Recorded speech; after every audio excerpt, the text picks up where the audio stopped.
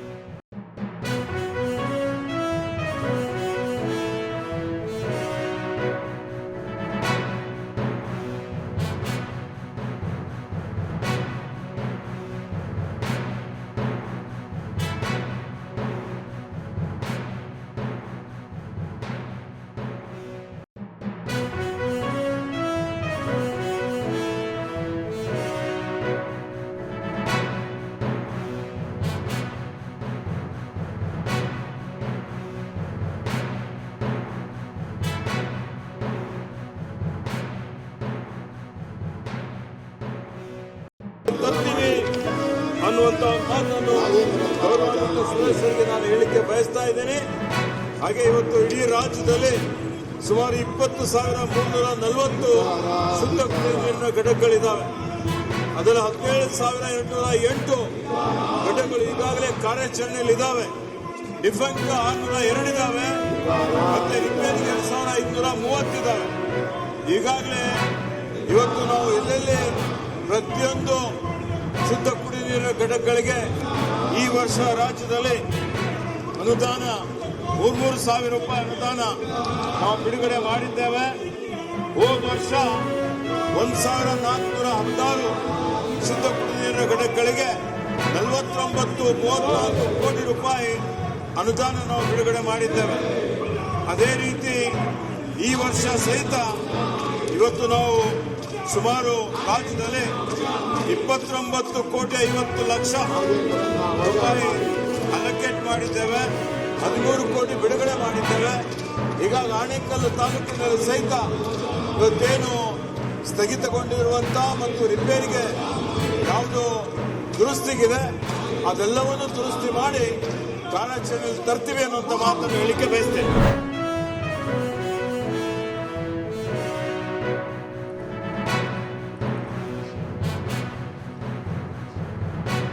Уважаемый господин министр, дорогие коллеги, очень рад вас видеть, господин министр. Ваш визит сегодняшний подчеркивает премьер-министра, который уделяет развитию российско-украинских отношений личное пристальное внимание. В начале нашей беседы хотел бы попросить вас передать самые лучшие пожелания. Надеюсь, увидеться с ним в ближайшее время, как мы и планировали, в рамках работы сотрудничества. И у нас график такой, что мы еще раз увидеться. Мы очень рады вас видеть, уважаемый господин министр. Я знаю, что вы со своими российскими коллегами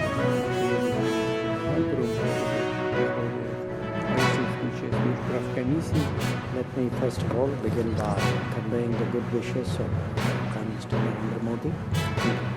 Excellency, he has given me a personal communication which I would like to hand over to you. We have this morning had a meeting of the Intergovernmental Commission. I think overall we have a good report to give to you. I think our economic cooperation, trade, energy, fertilizers, nuclear, other dimensions as well. I'd be pleased to speak about it in detail, but overall I think our economic cooperation has grown very significantly. Prime Minister Modi looks forward to meeting you at the SCO summit, then welcoming you in India for the BRICS summit, and in due course, as per your mutual convenience, having the annual summit. So we have, Excellency, I think a very strong picture of cooperation to present, and I again thank you very much for the honor of receiving me today.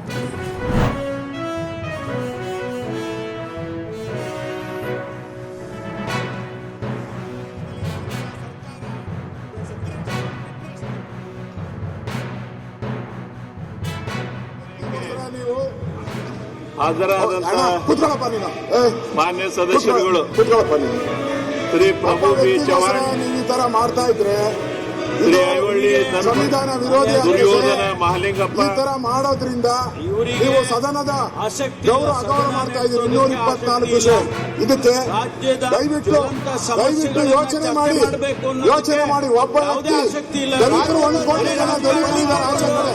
ಅವ್ರ ಬಗ್ಗೆ ಆಲೋಚನೆ ಮಾಡಿ. ಹಣ ವಾಪಸ್ ತನ್ನಿ, 187 ಕೋಟಿ ವಾಪಸ್ ತನ್ನಿ ಬಡವರಿಗೆ ಅದನ್ನ ಕೊಡಿ. ಬೇರೆ ದಲಿತರಿದ್ದಾರೆ, ಬೇಕಾದಷ್ಟು ಜನ ದಲಿತರಿದ್ದಾರೆ. ನಾಗೇಂದ್ರ ಒಬ್ಬನೇ ದಲಿತ ಅಲ್ಲ, ಬೇಕಾದಷ್ಟು ಜನ ದಲಿತರಿದ್ದಾರೆ.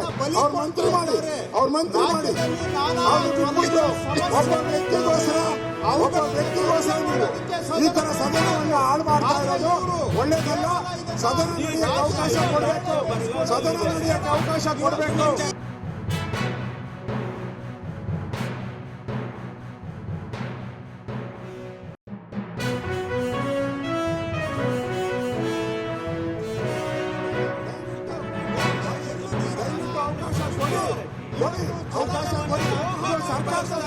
ಸಭಾಧ್ಯಕ್ಷರೇ, ರಾಜ್ಯದಲ್ಲಿ ಮಳೆ ಕೊರತೆ ಇದೆ, ರೈತರ ಸಮಸ್ಯೆ ಇದೆ, ನಾನಾ ಸಮಸ್ಯೆ ಇದೆ,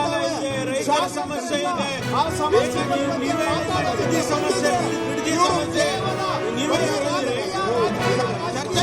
ಇವರಿಗೆ ರಾಜಕೀಯ ಅಧಿಕಾರ. ಅಧ್ಯಕ್ಷರೇ, ಇವತ್ತು ಅವಕಾಶ ಇದೆ.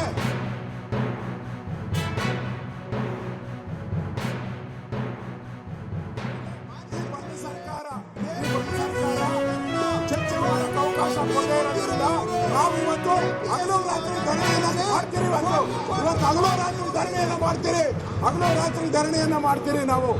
ಹಗಲು ರಾತ್ರಿ ಧರಣಿಯನ್ನ ಮಾಡಿ ಈ ಸರ್ಕಾರಕ್ಕೆ ಎಚ್ಚರಿಕೆಯನ್ನು ಕೊಡ್ತಾ ಇದ್ದೀರಿ.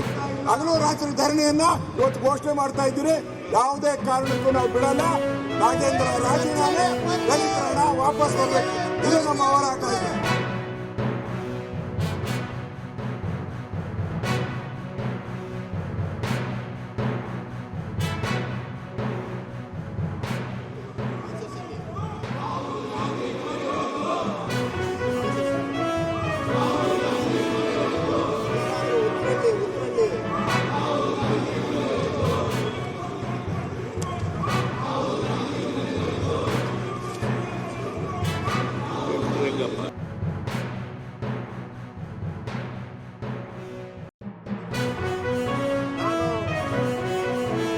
ಗುರುತಿನ ಪ್ರಶ್ನೆ 654ನ ಮಾನ್ಯ ಉಪಮುಖ್ಯಮಂತ್ರಿಗಳು ಗಮನಕ್ಕೆ ತಂದಿದ್ದೇನೆ. ಅದಕ್ಕೆ ಉತ್ತರವನ್ನು ಬಯಸ್ತಾ ಇದ್ದೇನೆ.